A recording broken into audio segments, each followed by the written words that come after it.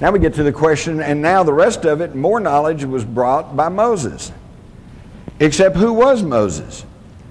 There is a very cogent argument to be made that Moses is not a name, it's a title.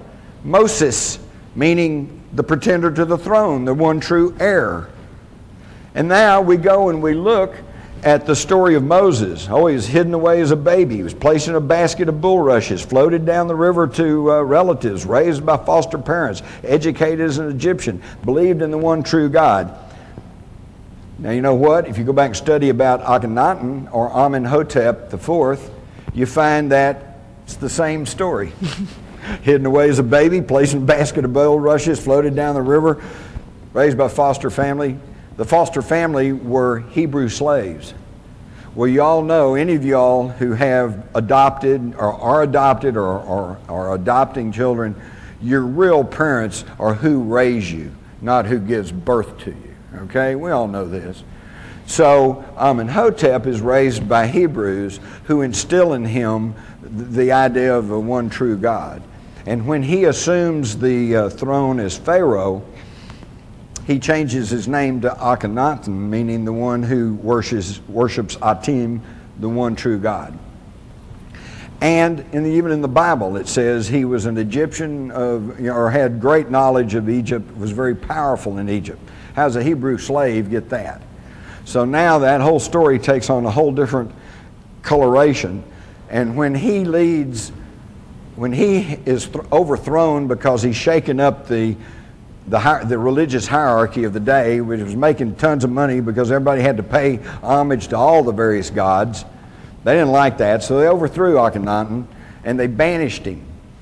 And when he left, he took his family with him, the Israelites or the Hebrews. And they considered him still the one true king, or Moses. But whether or not that's true, we find again that all of the information flows from Iraq or Samaria into Egypt. And of course we know that from Egypt then all this knowledge was centered in the ancient mystery schools of Egypt, which then went on to the ancient mystery schools of Greece and then on into the Romans, and this was our Western heritage. Now, all of this was accumulated regardless of who Moses was, whether he was a title or a name. When the Israelites were sent out of Egypt and freed, they were told to take what you need. Well, some of them, I'm sure that meant take some clothing, take some food, but some of them meant take everything that wasn't nailed down. And they took gold, silver, they took scrolls, they took all kinds of things on their travels in the wilderness. And we know that during their travels in the wilderness, they attacked and conquered a variety of people and city-states. And as was the habit in that time, oops, are we out of time? Oh, thank God, I saw something here. Okay, good, we're on track. I got to wrap this up though, because I know you're going to have some questions. So I'll make it quick. So they got this vast treasure hoard, gold, silver, but they've also got knowledge passed down from Samaria. And I'm sure they got tired of lugging all this through the desert. So at one point, Solomon built a huge temple. And part of it, of course, was to worship. Part of it was to house the Ark of the Covenant, their communication device for God, and to house and warehouse all of this fabulous treasure. So what happened to it? Interestingly enough, when the Romans took Palestine, they didn't just move in and conquer it. They worked a deal. They said, look, if you'll let us, you can keep your king and you can keep your lifestyle if you'll just pay homage to Rome. And they said, okay, and King Herod was installed, built his palace over the at the same place as the old Solomon Temple there on the Temple Mount in Jerusalem, which is now, of course, a Muslim mosque, the Dome of the Rock. But then the Jews began to chafe under the Roman leadership, and in 66 AD there was a revolt. I'm sure it didn't just start overnight and it didn't end overnight. The Romans then sent troops in and they conquered the whole thing. Well, when they came in, they sacked Jerusalem and they sacked the temple. King Herod's palace at that time, formerly the Temple of Solomon. But they didn't get everything because the Jews knew what were happening, and they took everything they could and they buried it under the temple in a series of cave systems and stuff, and they carefully hid it away from the Romans. But the Romans nevertheless got a good portion of it, maybe even half or something, but they got a good portion. And what did they do with it? Well, they took it as booty back to Rome. 400 years later, Alaric the Goth sacks Rome.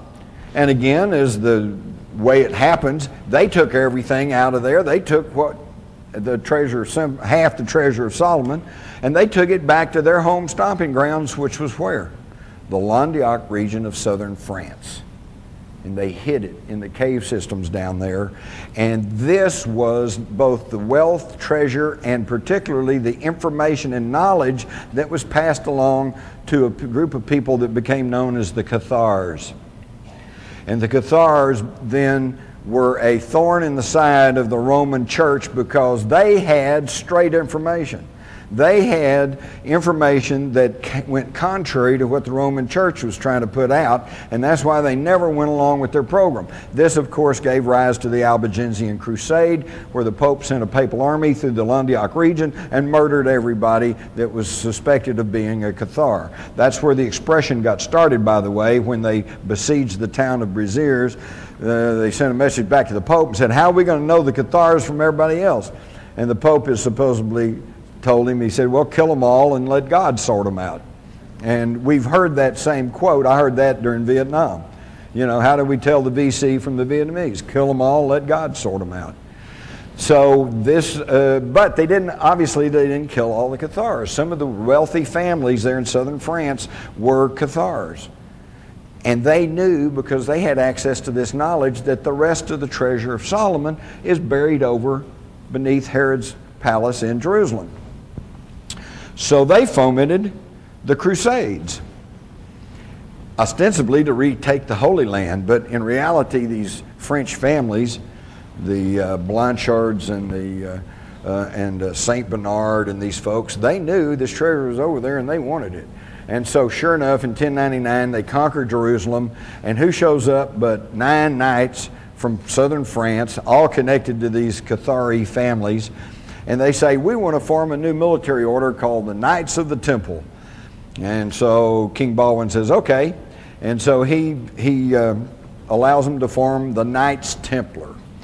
And they were supposed to be guarding the roads there, but they never did. What they did was excavate under the temple and regained the rest of the treasure of Solomon. Again, not only a treasure of gold, silver, and precious stones, but a treasure of knowledge. And they hauled it from Jerusalem back through Rome and back into the Languedoc region. And now at this point, the treasure of Solomon is reunited and hidden away in southern France in the area of Rennes-le-Château. That's what the mystery is all about. That's the treasure.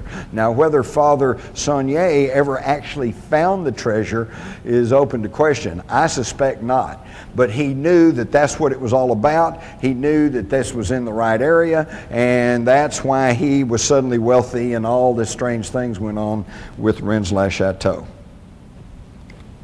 And this was just a picture of the knights. That they showing their Maltese cross. And of course then the Pope goes after the Knights Templars because he knows that they have dangerous information plus wealth. What happened to the reunited wealth near Rennes-le-Château?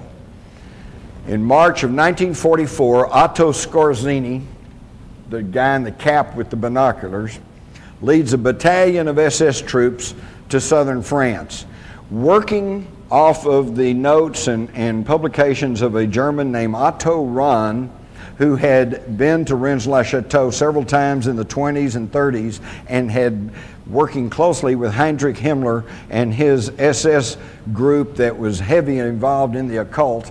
They felt like they knew where the treasure was, and on March the 16th, 1944, they send the Germans into the, they couldn't do it before then because southern France was part of Vichy France, and technically was supposed to be Free France, and they didn't want to cause any more trouble.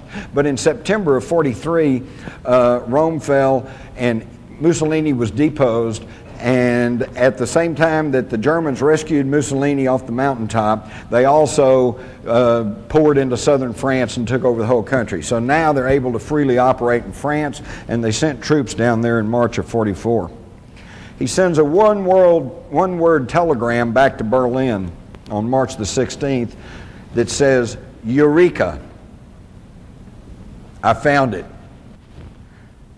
The greatest, most fabulous treasure in the history of the world, both of riches and of knowledge, is now in the hands of the Nazis."